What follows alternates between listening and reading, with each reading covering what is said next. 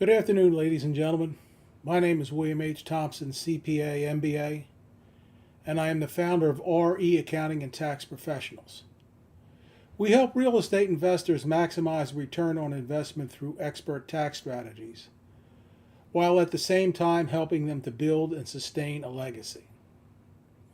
Welcome to Free Information Friday, and today I'm going to discuss what is real estate professional status and how can it help real estate investors. But before I get into that, I need to lay the groundwork on the two types of income that the IRS has classified. There are two basic types.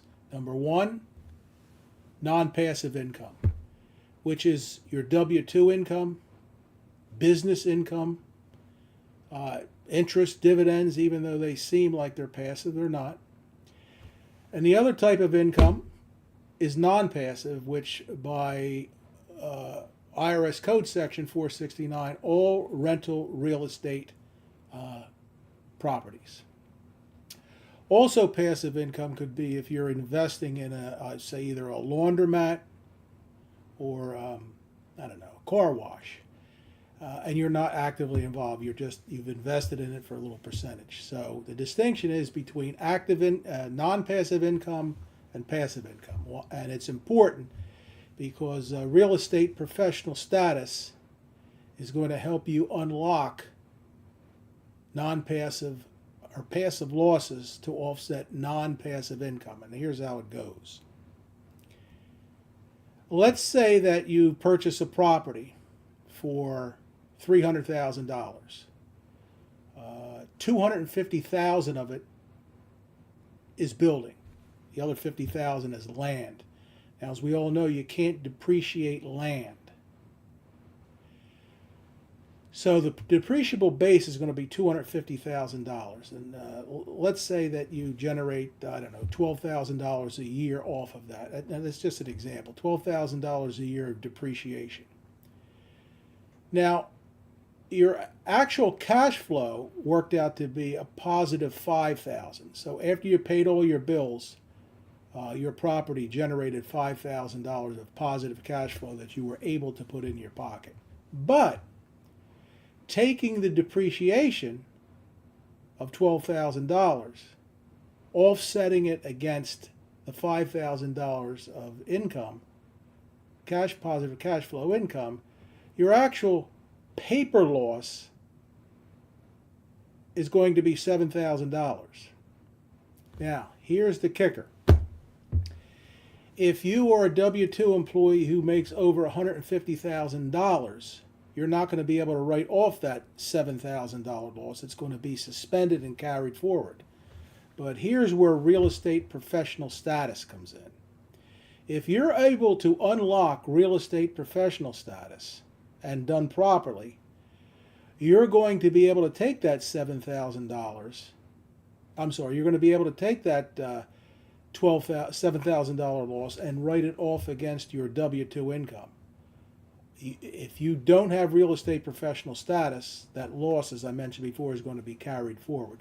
So it's important, and it's a very positive thing if you're able to establish that you are a real estate professional. It helps offset passive losses against non-passive income. It's huge. Help you reduce your tax liability big time. So how do you become a real estate professional status? There are two steps that you have to meet.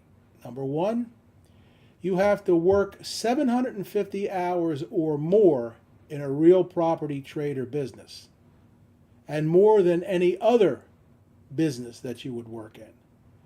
So for example, if you were able to get 750 hours in a real property trade or business, that's step one. You're going to meet the threshold of step one.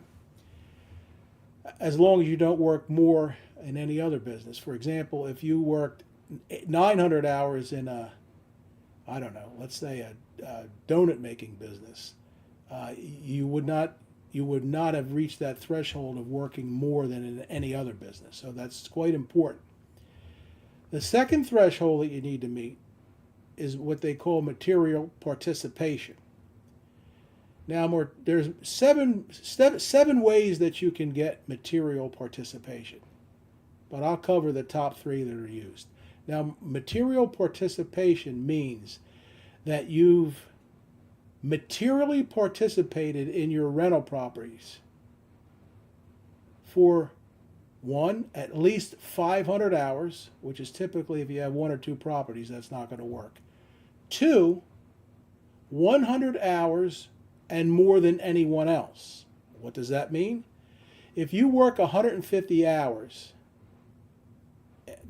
of material participation and your contractor works 90, you have met that threshold of 100 hours and more than anyone else.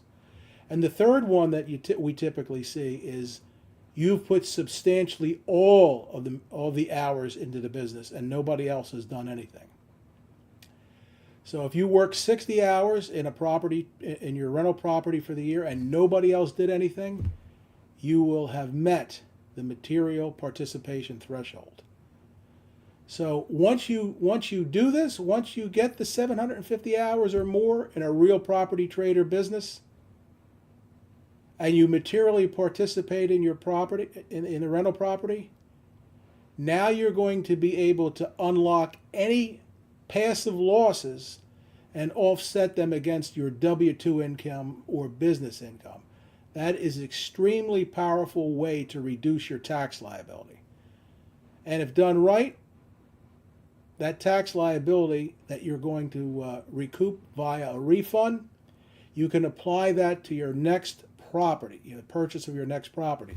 So you can see how if you properly plan, strategically plan, you can actually grow your portfolio with Uncle Sam's money. It's a beautiful thing. Now, I hope this segment of Free Information Friday was helpful to you. And remember, if you're a real estate investor who wants to maximize return on investment through expert tax strategies, while at the same time helping to build and sustain your legacy, book a call with our firm. And remember, only you can create your empire, but we are here to help every step of the way. Thank you, and I wish you much success on your real estate journey.